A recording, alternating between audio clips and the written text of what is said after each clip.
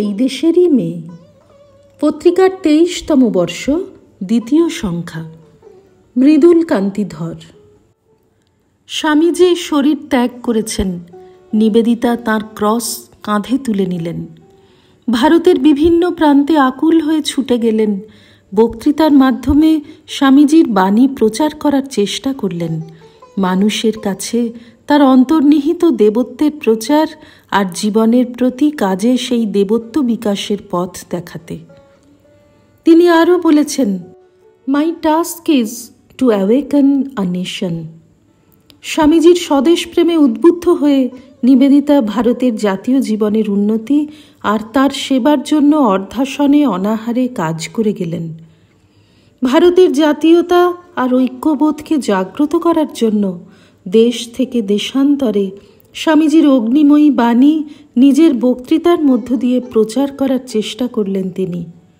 তারপর একদিন নিবেদিতা অনুভব করলেন, বক্তৃতার চেয়ে তাঁর লেখনীর শক্তি বেশি এবং তা বেশি কার্যকরী। তারপর থেকে তিনি লেখার কাজে বেশি আত্মনিয়োগ করেন। স্বামীজি নিবেদিতাকে তৈরি করতে, ভারতীয়ভাবে উজ্জীবিত করতে, প্রাচীন ভারতের গৌরবময় যা কিছু সবই তাঁর প্রাণের আবেগে প্রাণবন্ত করে বলতেন। এখন যেন নতুন করে নিবেদিতা সেই সব কথার মর্মার্থ অনুধাবন করতে লাগলেন। প্রাণস্পর্শী ভাষায় নিজের প্রবন্ধ আর রচনায় স্বামীজির ভাবকেই তিনি বাংময় রূপ দিতে লাগলেন।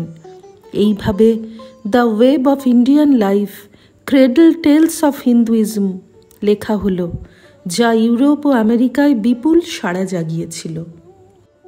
নিবেদিতা তার মন প্রাণ মিশিয়ে দিয়েছিলেন ভারতবর্ষেই। আইরিশদের ওপর ব্রিটিশের অত্যাচার ইংল্যান্ডে থাকতেই তিনি দেখেছিলেন। ভারতে এসে সেই ব্রিটিশ পীড়ন দেখলেন যেন আরও শতগুণ বেশি।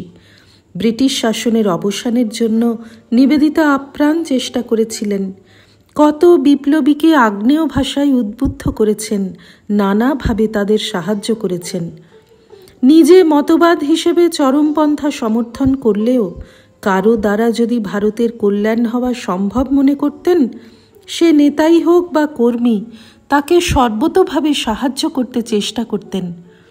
অনেকে নিবেদিতার সম্বন্ধে অনেক মত পোষণ করলেও তিনি সক্রিয় রাজনীতিতে কখনো অংশগ্রহণ করেননি, কারণ তিনি বিশ্বাস করতেন অসংগঠিত কোনো আন্দোলন কখনো সম্পূর্ণ সফল হতে পারে না যদি না তা সমগ্র ভারতের জন্য উপযুক্ত হয়।